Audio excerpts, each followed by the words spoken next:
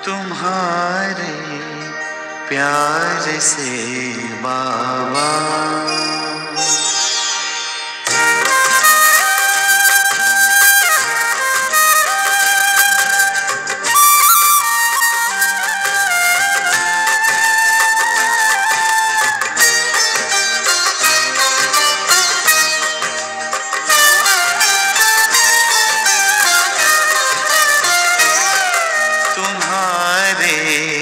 प्यार से बाबा हुई राहें मेरी उजली। तुम्हारे प्यार से बाबा हुई राहें मेरी उजली। रूहानी नजरों ने तेरी अनेकों जिंदगी बदली। रूहानी नजरों ने तेरी अनेकों जिंदगी बदली। तुम्हारे प्यार से बाबा।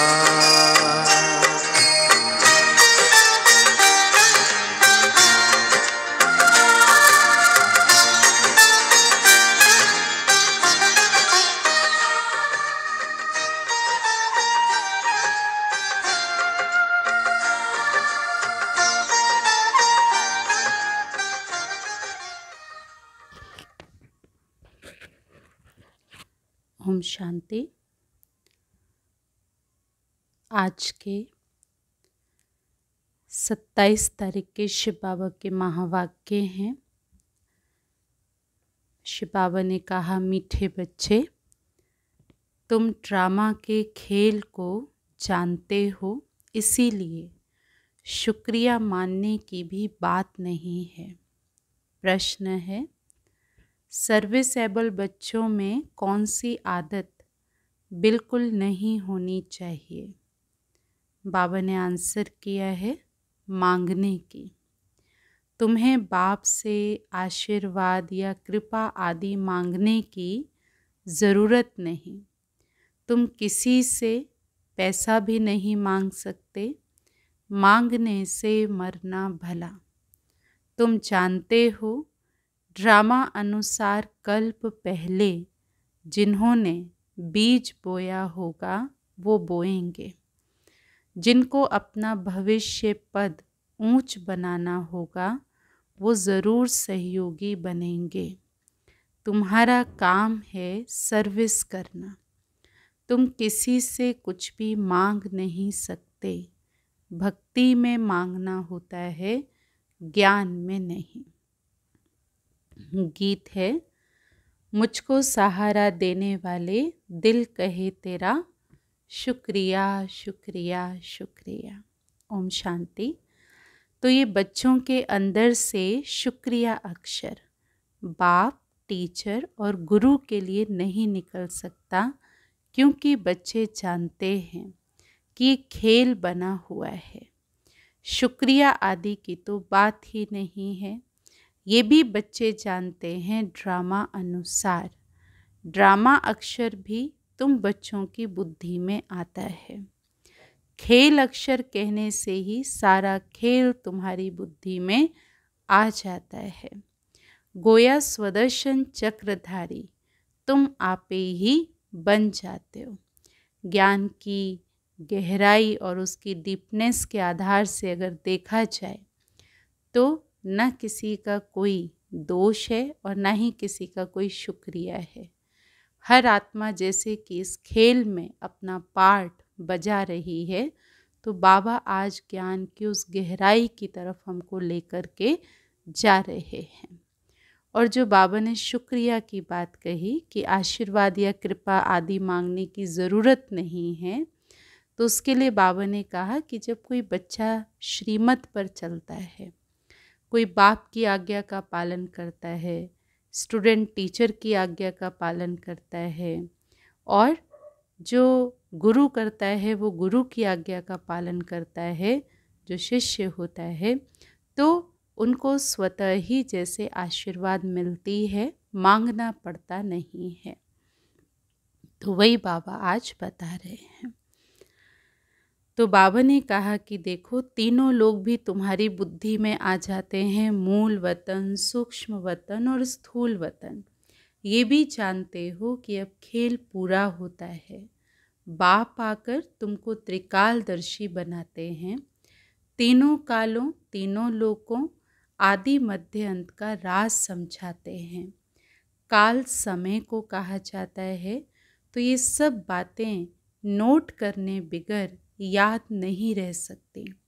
तो तुम बच्चे तो बहुत पॉइंट्स भूल भी जाते हो। ड्रामा के ड्यूरेशन को भी तुम जानते हो। तुम त्रिनेत्री, त्रिकालदर्शी बनते हो। ज्ञान का तीसरा नेत्र मिल जाता है। सबसे बड़ी बात है कि तुम आस्तिक बन जाते हो, नहीं तो निधन के थे।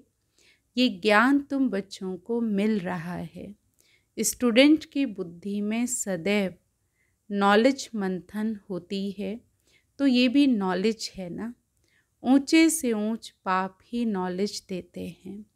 ड्रामा अनुसार ड्रामा अक्षर भी तुम्हारे मुख से निकल सकता है। सो भी जो बच्चे सर्विस में तत्पर रहते हैं, अभी तुम जानते हो कि हम ऑर्फन के थे, अब बेहद का बाप धनी मिला है तो धन के बने हैं। पहले तुम बेहद के ऑर्फन थे, माना अपने आत्मा के पिता परमात्मा, जिसको गॉड कहते हैं, उसको ही नहीं जानते थे। तो बेहद का बाप बेहद का सुख देने वाला है, और कोई बाप नहीं जो ऐसा सुख देता हो। नई दुनिया और पुरानी दुनिया, ये सब तुम बच्चों की बुद्धि में है, परंतु औरों को भी यथार्थ रीति समझाएं, इस ईश्वरीय धंधे में लग जाएं। हर एक के सर्कमस्टांसेस अपने अपने होते हैं। समझा भी वो सकेंगे जो याद की यात्रा में होंगे।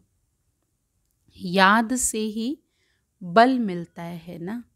तो बाप तो है ही जौहरदार तलवार, धारदार, धार अच्छी है ना, शक्तिशाली तलवार है, जौहर है, शक्ति है। तो तुम बच्चों को जौहर भरना है। योग बल से विश्व की बादशाही पाते हो। योग से बल मिलता है, ज्ञान से नहीं।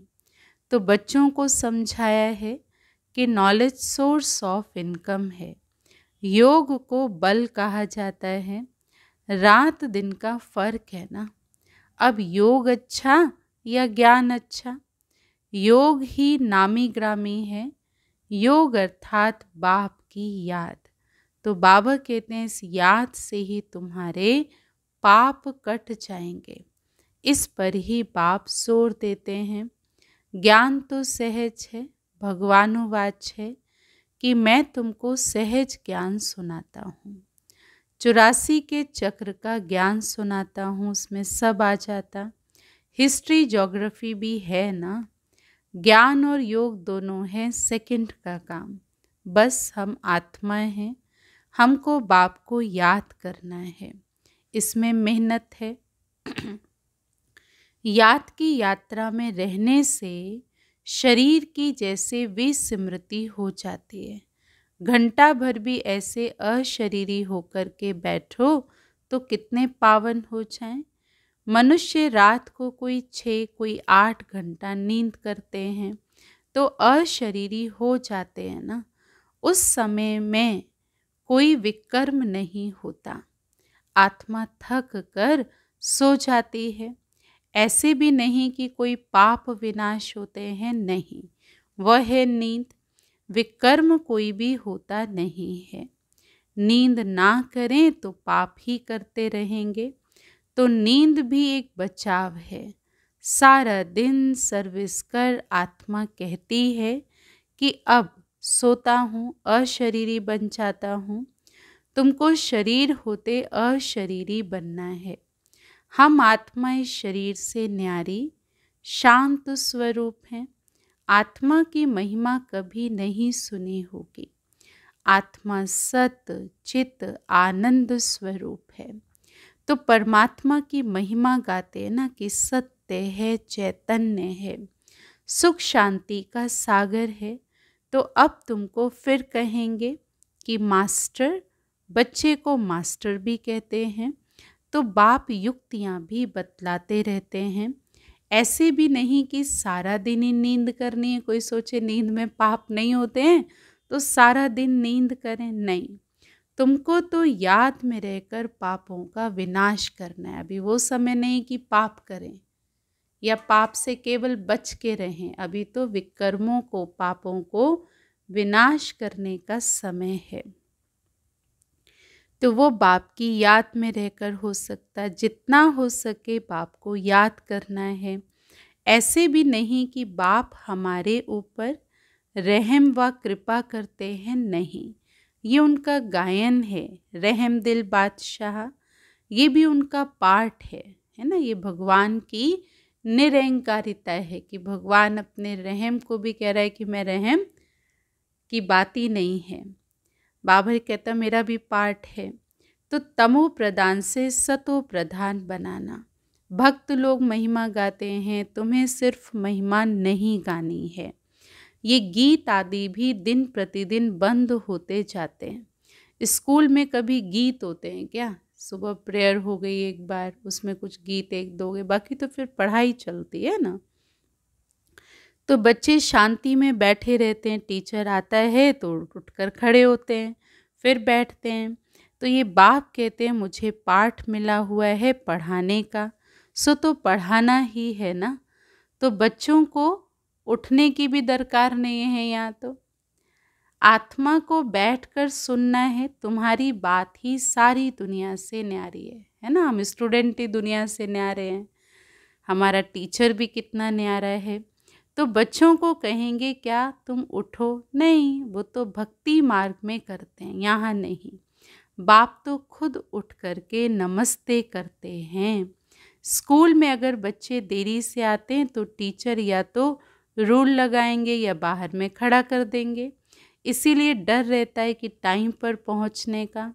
यहाँ तो डर की भी बात नहीं है। तो बाबा समझाते रहते हैं कि मुरलियाँ मिलती रहती हैं तो वो रेगुलर पढ़नी है, क्योंकि यहाँ की पढ़ाई हमारी अपनी खुद की समझ से है, ये रेस है। तो इसमें कोई रूल लगाने की या बाहर खड़े करने की तो बात ही नहीं है। तो बाबा ने कहा जो मुरलियाँ मिलती हैं वो रेगुलर पढ़नी है। मुरली पढ़ो तो तुम्हारी प्रेजेंट मार्क पड़े, नहीं तो अपसेंट पड़ जाएगी। क्योंकि बाप कहते हैं तुमको गुह्य गुह्य बातें सुनाता हूँ। तुम अगर मुरली मिस करेंगे तो वो पॉइंट मिस हो जाएगी। ये है नई बात जो दुनिया में कोई भी नहीं जानते।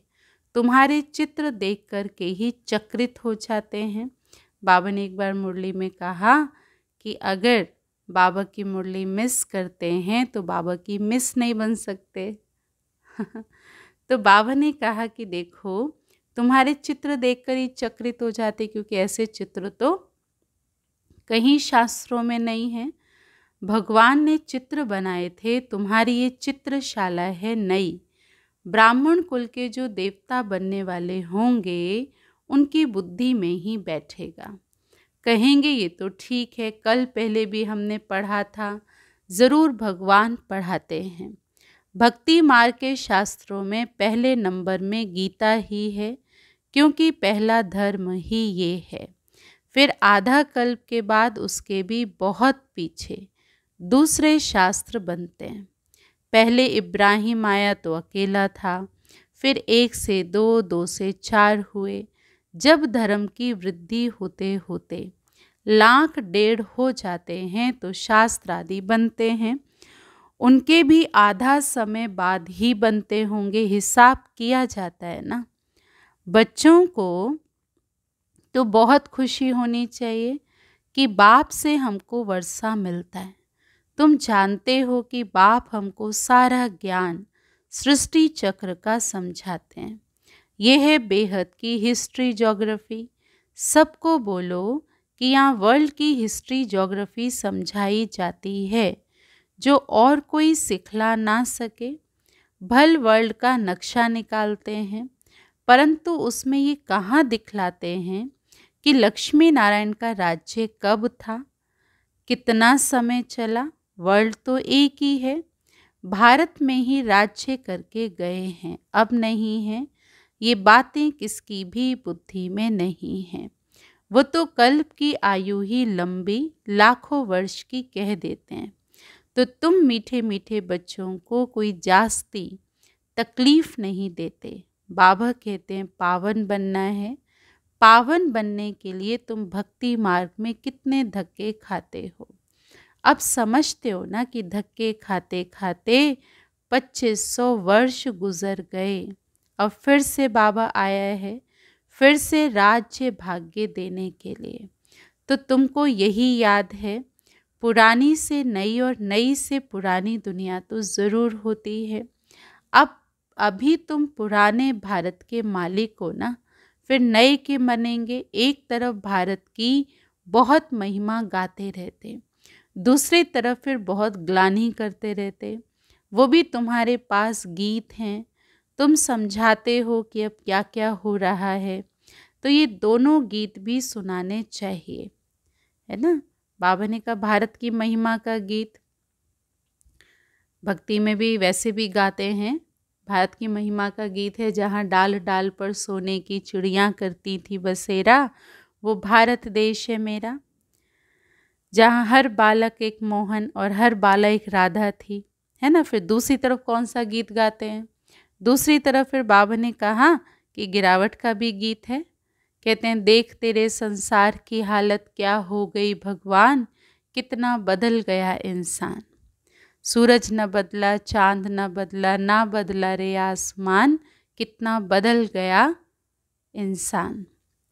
तो बाबा ने कहा कि तुम्हारे पास गीत हैं, ग्लानि का भी है। तो बाबा कहते तुम समझाते हो क्या क्या हो रहा है, ये दोनों गीत भी सुनाने चाहिए। तुम बता सकते हो कहाँ राम राज्य और कहाँ ये है। तो बाप है गरीब नवाज, गरीबों की ही बच्चियाँ मिलेंगी। साहूकारों को तो अपना नशा रहता है, कल पहले जो आए होंगे वही आएंगे। फिक्रात की कोई बात ही नहीं है। शिव बाबा को कभी कोई फिक्रात नहीं होती, दादा को होगी, दादा माना ब्रह्मा बाबा को होगी। इनको अपना जास्ती है। बाप हमेशा समझाते रहते हैं डायरी रखो। बहुत बच्चे लिखते भी हैं, चार्ट लिखने से सुधार तो बहुत हुआ है।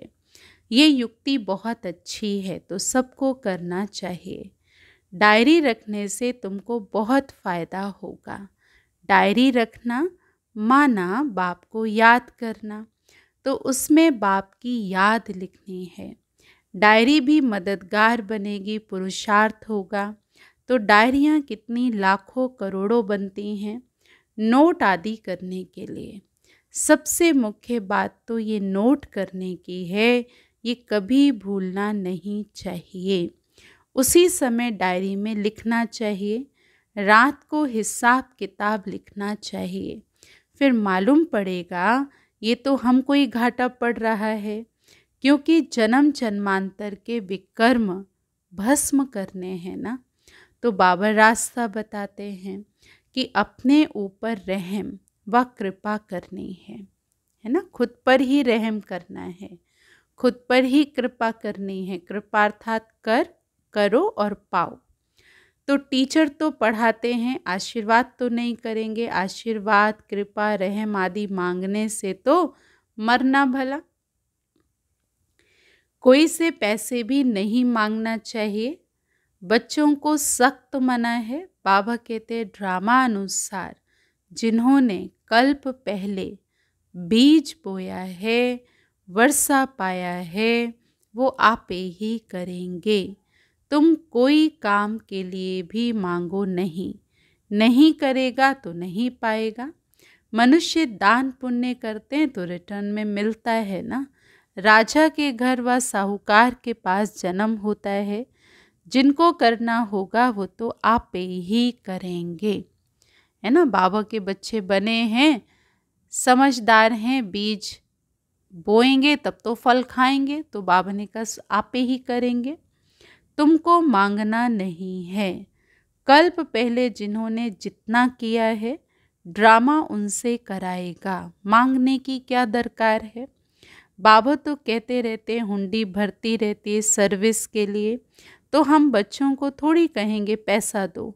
भक्ति मार्ग की बात ज्ञान मार्ग में नहीं होती। जिन्होंने कल्प पहले मदद की है वो करते रहेंगे। आप ही कभी भी मांगना नहीं है। ऐसे दुनिया में भी कहा जाता है, मांगने से मरना भला, और बाबा भी हमको यही कहते हैं।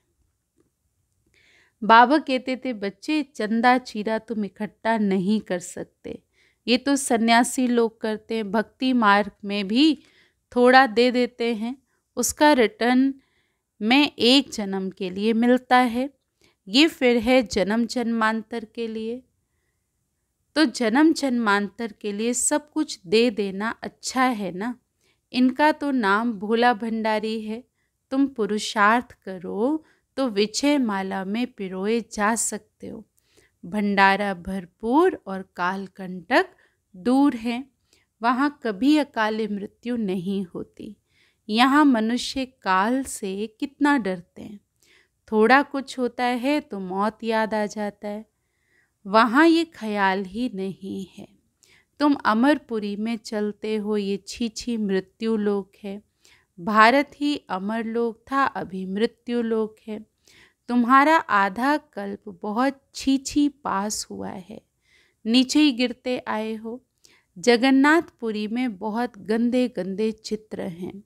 बाबा तो अनुभवी है ना, चारों तरफ घूमा हुआ है, गोरे से सांवरा बना है, गांव में रहने वाला था। वास्तव में ये सारा भारत गांव है। तुम गांव के छोरे थे, अब तुम समझते हो कि हम विश्व के मालिक बनते हैं। बाबा कहते जब गिरावट में आ जाते हैं तो उसी को छोरा बोल देते हैं ना। बाकी वैसे कहीं कहीं की भाषा भी ऐसी होती है, लेकिन बाबा ने कहा कहाँ मालिक और कहाँ गांवड़े का छोरा। तो ऐसे मत समझना कि हम तो बॉम्बे में रहने वाले हैं, बॉम्बे भी स्वर्ग के आगे क्या है। कुछ भी नहीं, एक पत्थर भी नहीं है। हम गांव के छोरे निधन के बन गए हैं, अब फिर स्वर्ग के मालिक बन रहे हैं। तो खुशी रहनी चाहिए, नाम ही स्वर्ग है। कितने हीरे जवाहरात महलों में लगे रहते हैं। सोमनाथ का मंदिर ही कितना हीरे जवाहरातों से भरा हुआ था।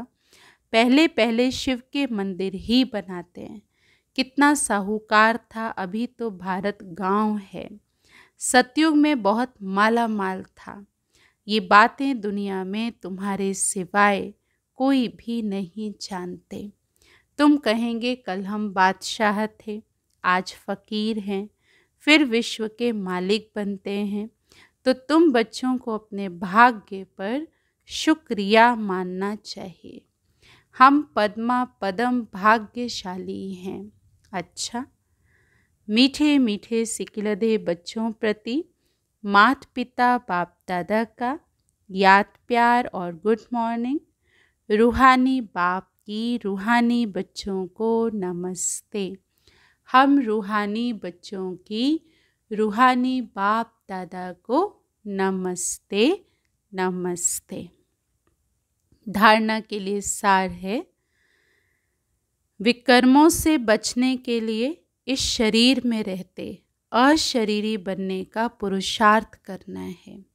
याद की यात्रा ऐसी हो जो शरीर की विस्मृति होती जाए। ज्ञान का मंथन कर आस्तिक बनना है। मुरली कभी भी मिस नहीं करनी। अपनी उन्नति के लिए डायरी में याद का चार्ट नोट करना है। वरदान है, नॉलेज रूपी चाबी द्वारा भाग्य का अखुट खजाना प्राप्त करने वाले माला माल भव। नॉलेज रूपी चाबी द्वारा भाग्य का अखुट खजाना प्राप्त करने वाले माला माल भव। संगम युग पर सभी बच्चों को भाग्य बनाने के लिए नॉलेज रूपी चाबी मिलती है। ये चाबी लगाओ और जितना चाहे उतना भाग्य का खजाना लो। चाबी मिली, और माला माल बन गए। जो जितना माला माल बनते हैं उतनी खुशी स्वतः ही रहती है। ऐसे अनुभव होता है जैसे खुशी का झरना अखुट अविनाशी बहता ही रहता है। वो सर्व खजानों से भरपूर मालामाल दिखाई देते हैं। उनके पास किसी भी प्रकार की अप्राप्ति नहीं रहती है। स्लोगन है, बाप से कनेक्शन ठीक रखो तो सर्व शक्तियों की करंट आती रहेगी। बाबा के साथ कनेक्शन ठीक रखो तो सर्व शक्तियों की करंट आती रहेगी। माया क्या करती है, करंट को कनेक्शन को कई बार लूज़ कर देती है। हमको लगता है कनेक्शन जुड़ा हुआ है, पर वो लूज़ होने के कारण करंट नहीं आ रही होती। तो इसलिए बार बार अटेंशन से चेक करना चाहिए। कनेक्शन भी जोड़ लिया हमने, लेकिन उसको चेक करो, उसको ठीक करो, तो बाबा ने कहा सर्व शक्तियों की करंट आती रहेगी। अच्छा, ओम शांति। मेरे मन की धरा पर तुम गगन बन के छाए हो। उठी नजरें जिधर भी बस नजर तुम ही तो आए हो। नजर तुम ही तो आए हो। यही तो मन की चाहत थी हमारे दिल की, जो सुन ली तुम्हारे प्यार से बाबा।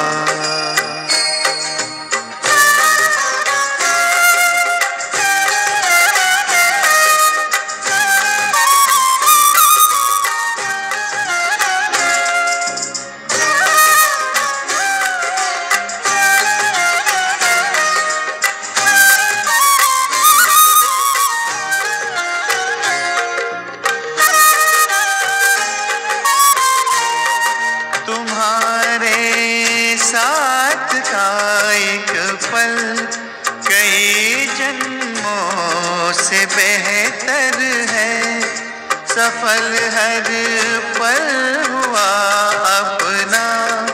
नजर तेरी जो हम पर है, नजर तेरी जो हम पर है। यही यादें ही रह कर चमक जाती है जो बिजली तुम्हारे प्यार से बाबा।